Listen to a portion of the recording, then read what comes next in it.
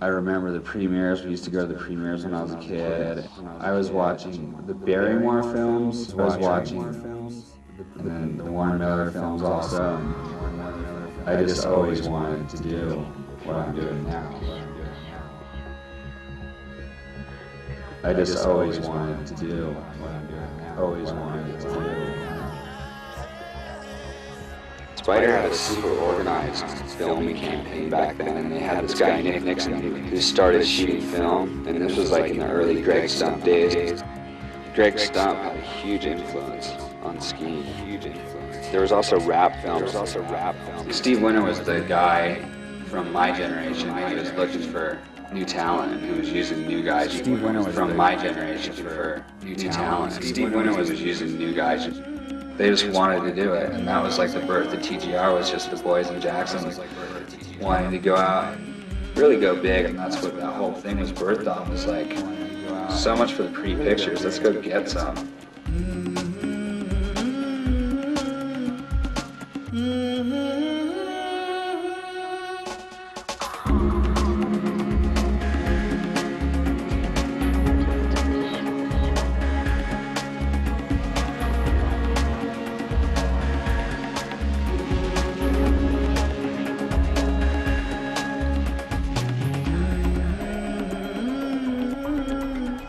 I feel totally fortunate that all these people are making all these sports films and that people watch them, because without it I wouldn't have this life. I mean, I'm a film athlete. I don't do competition. My whole existence relies on film and entertainment, all the media. I don't take skiing for a camera for granted. I do not at all. You know, there's a moment there where time is stopped and preserved, you know. Without the filmmakers, the athletes aren't, you know, they aren't professional athletes to the level that they would be with the film companies. And without the athletes, the film companies don't exist either. You know, everybody coexists off of each other and works to build and make this the best for everybody. We all went after this dream and had this somewhat unrealistic ski fantasy that we're all working as hard as we can to fulfill all the time.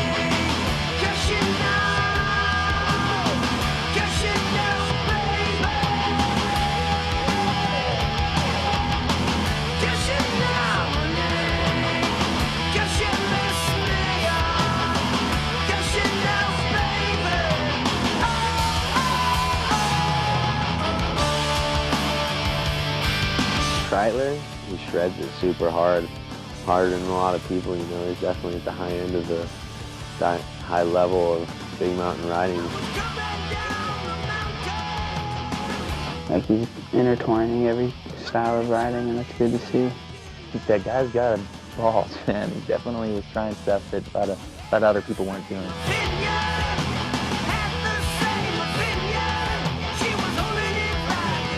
I mean, what can you say? The guy ripped. He's one of the best in the world. He's like the Tony Hawk or the Tony Alva of skiing.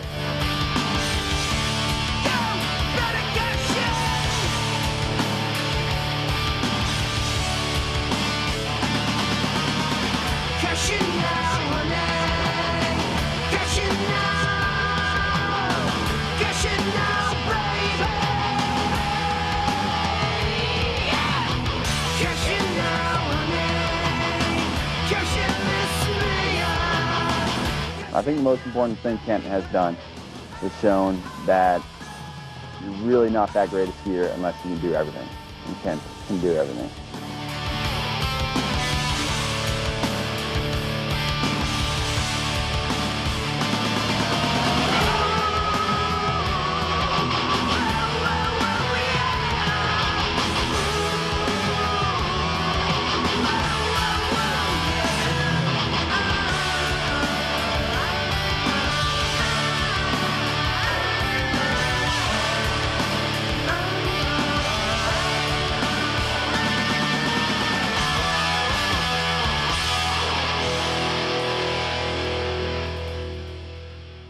was born in Kansas City, Missouri. My dad was a high school history teacher.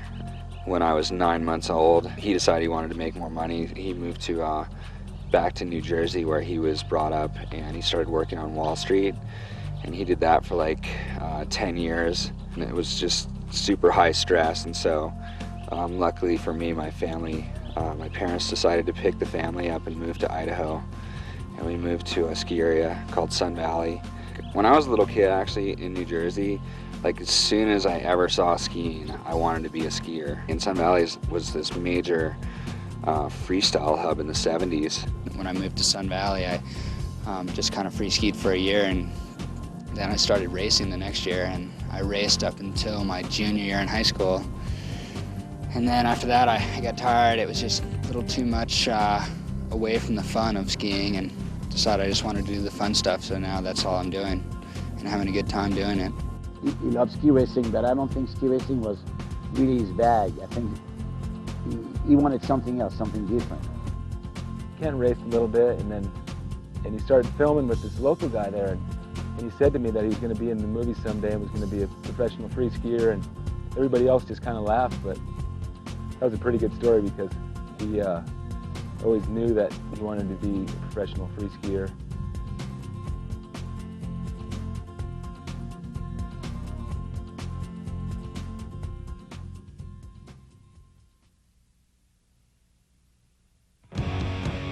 I went to Boulder because I knew that I wanted to ski.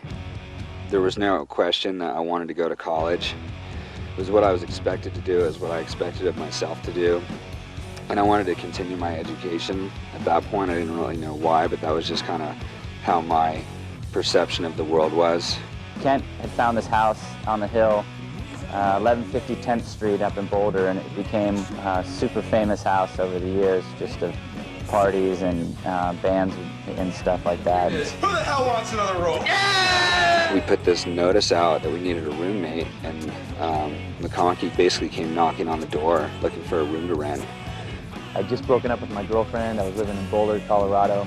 I was looking for a place to live, and one of the girls on the CU ski team said she knew some guy named Kent that lived up the street that needed a roommate. So I went and I banged on the door, and this dude with his almost like a big bro opened the door.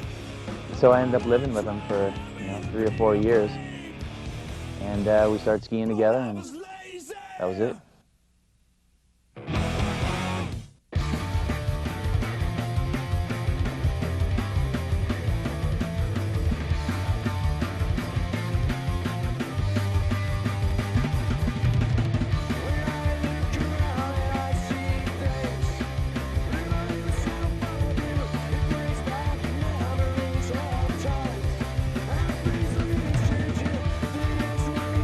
I was connected with Volant because I met a guy who was testing Volant skis up here in Sun Valley, and I was out skiing on their skis, and I was breaking their skis, and that was when they were in an R&D phase. And this guy basically called me in Boulder to ask me to keep trying to go out and ski the skis really hard and see if they were still breaking. Through doing that, they then were next door to Spider, and then they said, well, we need to get some photos, so why don't you go on this photo shoot with Spider?